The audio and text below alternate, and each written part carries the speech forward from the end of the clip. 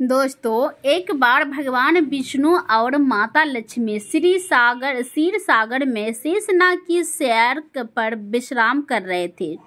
तभी विनिता पुत्र गरुड़ उस स्थान पर आ जाते हैं और भगवान विष्णु तथा माता लक्ष्मी से पूछने लगते हैं, हे प्रभु, मैं पृथ्वी लोक का भ्रमण करके आया हूँ। मैंने देखा कि पृथ्वी लोक पर अनेक मनुष्य नित्य स्नान करते हैं, किंतु फिर भी दुखी ही रहते हैं। उनके दुखी रहने का क्या कारण है?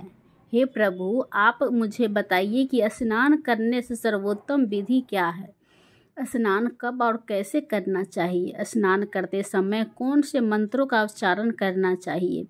मेरे मन में इन सभी प्रश्नों को जानने की इच्छा निर्मल हो रही है। गरुड़ जी माँ लक्ष्मी से भी पूछते हैं, हे माता, मैंने ये भी देखा कि अनेक महिलाएं नित्य स्नान करके आपकी पूजा आराधना करती है, किंतु फिर भी उनके घर में आपका वास नहीं होता है। इसका क्या कारण है? गरुड़ जी द्वारा इस प्रकार से प्रश्न पूछने पर भगवान विष्णु कहते हैं, हे पक्षीराज, तुमने उचित ही प्रश्न किया है। स्नान करना अत्यंत आवश्यक होता है।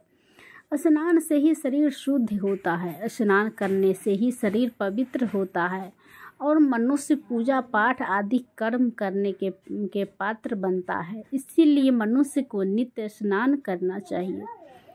तुम्हारे सभी प्रश्नों के उत्तर देने से पूर्व मैं तुम्हें एक अत्यंत पवित्र कथा सुनाता हूँ। उसे तुम ध्यान से सुनो। इस कथा में तुम्हें तुम्हारे सभी प्रश्नों के उत्तर प्राप्त हो जाएंगे। इतना कहकर भगवान विष्णु ने गरुड़ जी को स्नान का महत्व बताते हुए एक कथा सुनाई है, जिसे सभी मनुष्य को ध्यान से सुनना चाहिए। इस कथा का श्रवण से सुनना चाहिए। इस कथा का श्रवण करने मात्र से ही सैकड़ों तीर्थों में स्नान करने का पुण्य मनुष्य को प्राप्त होता है। इसीलिए आप सभी इस कथा को पूरा जरूर सुने। आधा अधूरा ज्ञान अनर्थ का कारण होता है।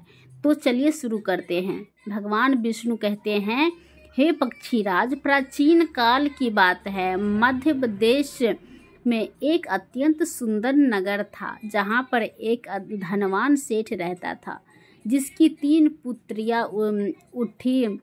सेठ ने अपनी पुत्रियों को कभी किसी चीज़ की कमी होने नहीं दी।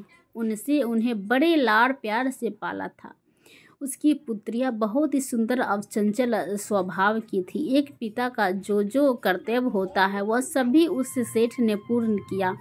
अपनी पुत्रियों को उसने सब कुछ दिया, लेकिन उसने केवल एक गलती की। उसने अपनी पुत्रियों को शास्त्र ज्ञान नहीं दिया। जीवन में सब कुछ पाकर भी उसकी पुत्रिया का जीवन अधूरा था। ज्ञान के बिना कोई भी मनुष्य पूर्ण नहीं होता है। पैसा, संपत्ति, सौंदर्य होकर भी उसकी पुत्री के पास वो नहीं था जो प्रत्येक स्त्री के पास होना चाहिए। फिर भी जब उसकी 3 पुत्रियां जवान हुई तो सेठ ने उसकी 3 पुत्रियों का विवाह एक अच्छे कुल में कर दिया।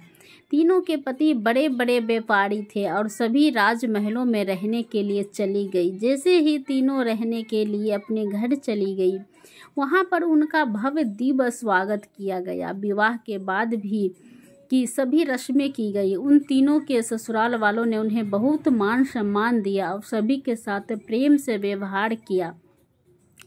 वो तीनों अपने ससुराल में बड़े ही मौज से रहने लगी। तीनों सुबह देर से जागती थी, देर से स्नान करती थी, बिना स्नान किए ही भोजन किया करती थी और कभी कभी ही पूजा पाठ किया करती थी। उनकी सास ने उन्हें कई बार टोका, लेकिन किसी ने अपनी सास की बात नहीं मानी और अपनी ही मनमानी करने लगी। लेकिन जैसे जैसे समय बीतता गया, उन तीनों पुत्रियों के ससुराल में परेशानियां बढ़ने लगी। तीनों के पतियों को व्यापार में आर्थिक नुकसान होने लगा और धीरे धीरे उनका सारा व्यापार डूबने लगा। दूसरे से कर्ज लेकर वो अपने व्यापार को चलाने लगे, लेकिन फिर भी उन्हें घाटे का ही सामना करना पड़ा, जिससे घर में क्लेश होने लगा। बार बार लड़ाई झगड़े होने लगे। जब से ये तीनों उन घरों में रहने के लिए चली गई थी, तभी से उनके घर में संकट आने शुरू हो गए थे। उन तीनों बहनों के ससुराल में पैसे की इतनी तंगी हुई कि उन्हें अपना घर बार सब कुछ बेचना पड़ा और वो सभी झोपड़ी में जाकर रहने लगे।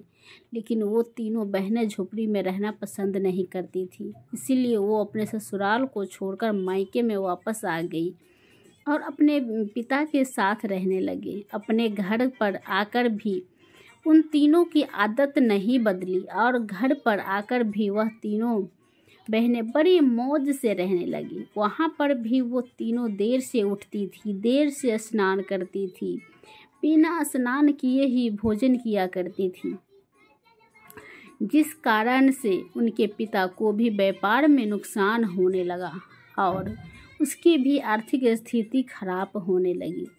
फिर एक दिन उनके द्वार पर भगवान विष्णु एक साधु का रूप धारण करके आ गए।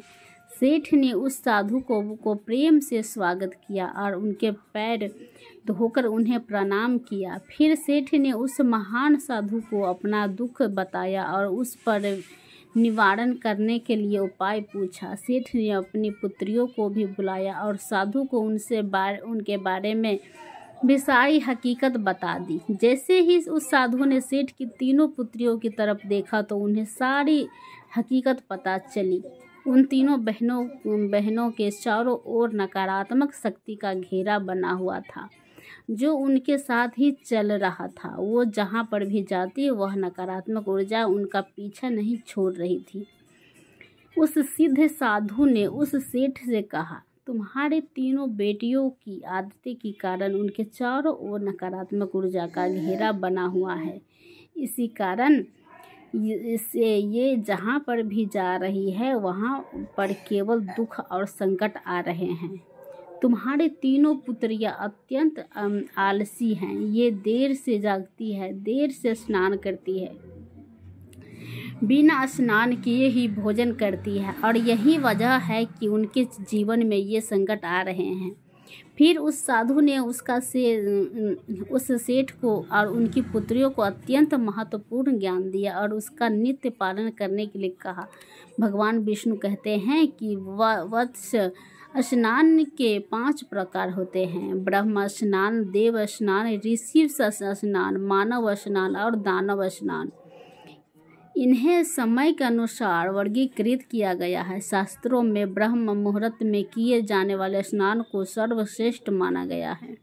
ब्रह्म मुहूर्त यानी कि रात्रि का अंतिम प्रहर और सूर्योदय से ठीक 1.5 या 2 घंटे पहले का समय होता है, यानी कि साधारण सुबह 4 से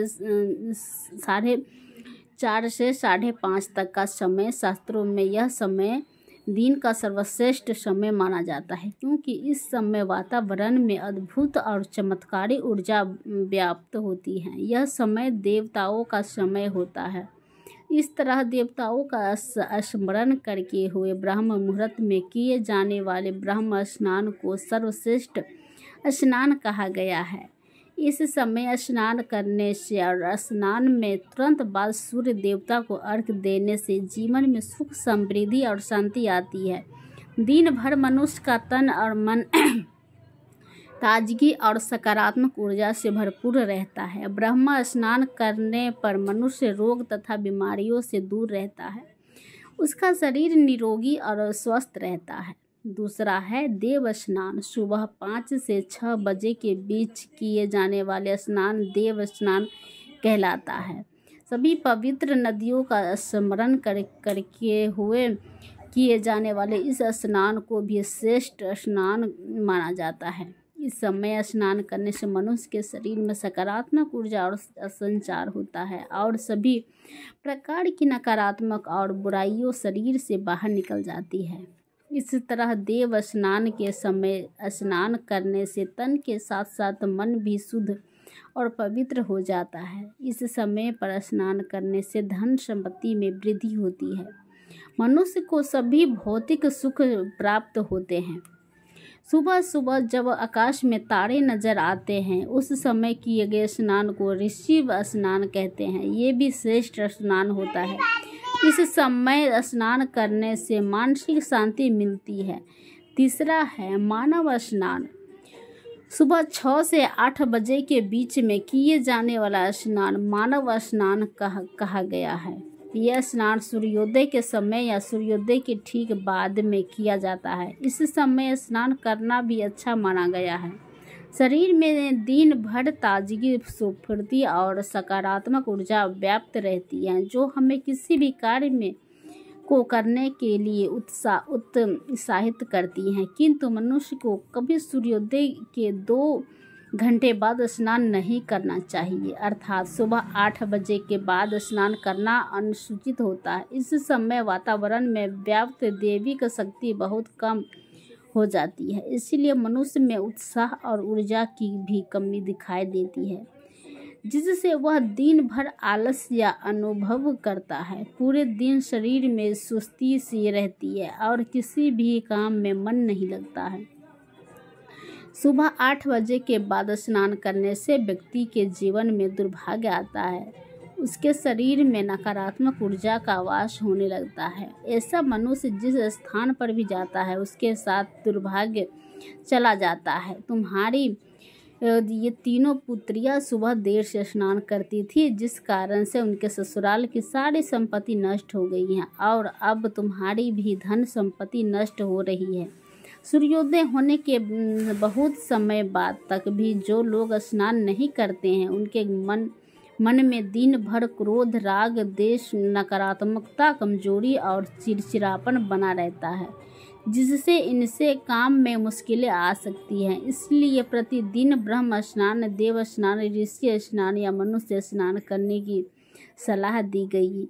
प्रतिदिन इस पवित्र कालों में उठकर स्नान करके ईश्वर की पूरी श्रद्धा से आराधना, प्रार्थना और पूजा पाठ करने से तथा सूर्य देव को अर्घ्य देने से हमारे तन के साथ मन भी शुद्ध और पवित्र हो जाता है और हमारी बहुत सी समस्याओं का समाधान हो जाता है।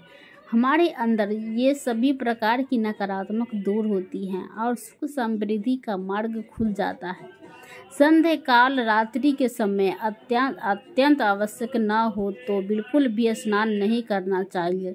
भगवान विष्णु कहते हैं कि अब मैं तुम्हें स्नान करते समय बोले जाने वाले अत्यंत महत्वपूर्ण मंत्र के बारे में बताने जा रहा हूँ, इसलिए तुम इसे ध्यान से सुनो। जो भी इस मंत्र का उच्चारण करते हुए स्नान करता है उसके सभी पाप उसी क्षण नष्ट हो जाते हैं, उसका दुर्भाग्य भी नष्ट हो जाता है और उससे सुख समृद्धि प्राप्त होती है। वह मंत्र इस प्रकार है: गंगे च यमुने च गोदावरी सरस्वती नर्मदे सिंधु कावेरी जले अस्मिन् सन्निधि कुरु। इसका अर्थ है, हे गंगा, यमुना, गोदावरी, सरस्वती, नर्मदा, सिंधु और कावेरी माँ, मेरे स्नान करने से जल में कृपा आप सभी पधारिए। इस मंत्र के उच्चारण से सभी तीर्थ स्थानों में स्नान करने का पुण्य मिलता है। इस प्रकार से भगवान विष्णु ने उस सेठ को स्नान का महत्व बताया।